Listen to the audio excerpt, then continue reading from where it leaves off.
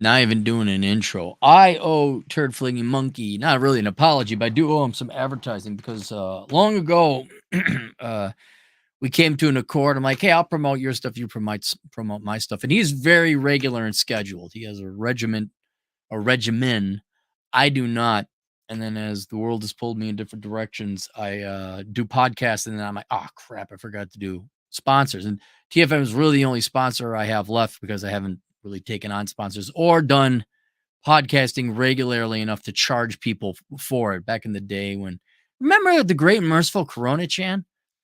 We just all get together because we were bored. Those are the good podcast. That was peak podcasting right there. Anyway, so TFM regularly podcasts. He regularly promotes my stuff, and I wanted to return the favor because I owe him, frankly. And then tied, not only do I have a moral obligation, but tied for the main reason why I promote his stuff is he has good shit.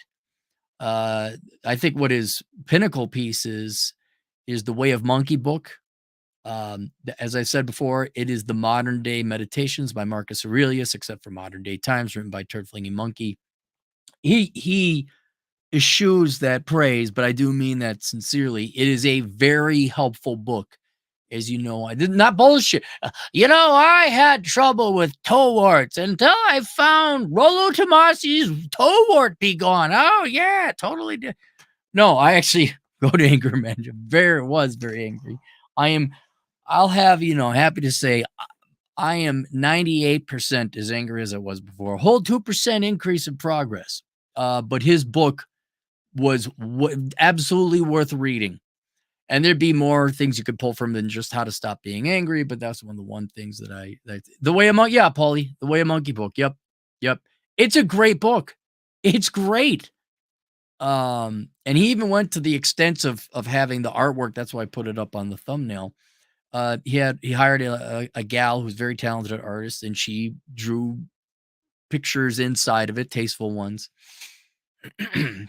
And it's not only, I'd say, a good philosophical work, but it's also a slight little bit of work of art as well.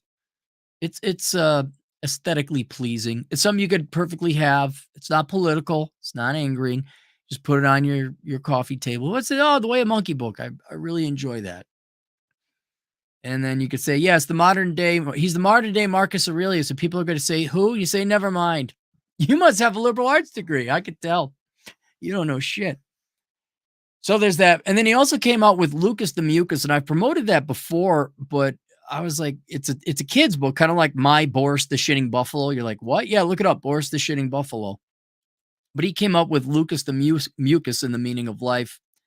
And I found it on Kindle online, and I'm like, where is it on paperback? And I listened to a show. He's like, oh, it's too thin to have Amazon printed off. So he went with Shattermere Comics, not Shadowmere, Shatter, as in glass mare. Shattermere, as in a female horse, I think a mare is. Comics. I have it linked down below. I have a link to both books. It's Lucas the Mucus and the Meaning of Life. Where'd it go? Oh, there's no description. That's just where you can buy it physically. You could buy it physically. Let me find Lucas the Mucus.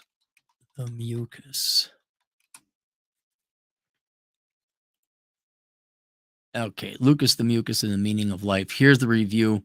Sometimes the smallest things can help answer the biggest questions. This is a short 24-page book about the meaning of life from the perspective of a mucus cell named Lucas. It isn't meant to provide the universal answer to the meaning of life, but instead help the reader be in a proper mental state to experience the answer for themselves. At least that was the intention behind the book. Please be aware that this book does include themes of death and loss, and while told from here, by the way, I'll be more blunt and polite than today. You're all gonna die. So get off your asses and make it count. There you go. I've spoken my philosophical wisdom. And while told from the perspective of biological processes, may be too emotional for some readers. Unfortunately, the question of life's meaning is connected to the issue of mortality. Yes. So that is what it makes. That's the only thing. If we live forever, then time would have no value. I think even TFM mentioned it's kind of a blessing that we do die in that it does provide value.